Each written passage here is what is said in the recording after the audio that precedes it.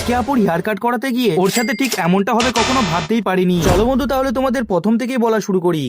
তো হ্যালো বন্ধুরা, আমি ভ্লগে যাই আর আমার ভ্লগে তোমাদেরকে স্বাগত। কয়েকদিন ধরে লক্ষ্য করছি আপু মানে আফসার চুলগুলো হালকা বড় হয়ে যাওয়ার জন্য ও নিচে অস্বস্তি বোধ করছে। তাই ওকে বাড়ি থেকে ডেকে বাইকে চাপিয়ে নিয়ে যাচ্ছি নারায়ণপুর চুল কাটাবো বলে। বন্ধুরা আমি জানি যে তোমাদের মধ্যে অনেকজন আমাকে ডিএম ও মেসেজ করে জানতে চেয়েছো ব্লগ কবে আসছে। আসলে এই কটা দিন আমি খুবই ব্যস্ততার মধ্যে ছিলাম, চেষ্টা করবো এরপর কন্টিনিউ ব্লগ আপলোড করার। আশা করবো তোমরা আগের মতো সাপোর্ট আর ভালোবাসা দেবে। তো চলো বন্ধু, কথা বলতে বলতে আমরা পৌঁছে গেলাম রামপুর নতুন বাজার উৎপলদার সেলুনে, যেখানে কিছুক্ষণ ওয়েট করার পরই আপু চুল কাটার সুযোগ পেয়ে গেল। আর উৎপলদার কাছে হেয়ার কাট করানোর একটাই কারণ, দাদার সাবধানতার সাথে বাচ্চাদের চুল কাটার ধরন আমার খুব ভালো লেগেছে। তাছাড়া দাদার ব্যবহার ও অভিজ্ঞতা নিয়ে তো কোনো প্রশ্নই ওঠে না। কিন্তু সমস্যা হলো একটাই, আসার সময় আবু বায়না করেছিল যে তার চুলের কাটটা যেন পরিদের মতো হয়, আর এখানে এসে তার উৎপল আঙ্কেলকেও সেটাই বলেছে। তাই এরপর দেখার বিষয় যে ফাইনালি সে কতটা স্যাটিসফাই হয়। আর চুল কাটতে কাটতে ঠিক এমনটা হবে কখনো ভাবতে পারিনি। আসলে চেয়ারে চুপচাপ একভাবে বসে থেকে হঠাৎ করে ঘুমিয়ে গিয়েছিল, তাই ওর ঘুম ভাঙিয়ে উৎপলদা বাকি কাটিংটা শেষ করে তারপর আমরা ওখান থেকে চলে আসি সোজা বাড়ি। আর এই হলো আপুর চুল কাটার পরের লুকটা, যেটা আমার তো খুব ভালো লাগছিল, কিন্তু আপুর মনে হয় খুব একটা পছন্দ হয়নি, কারণ প্রথম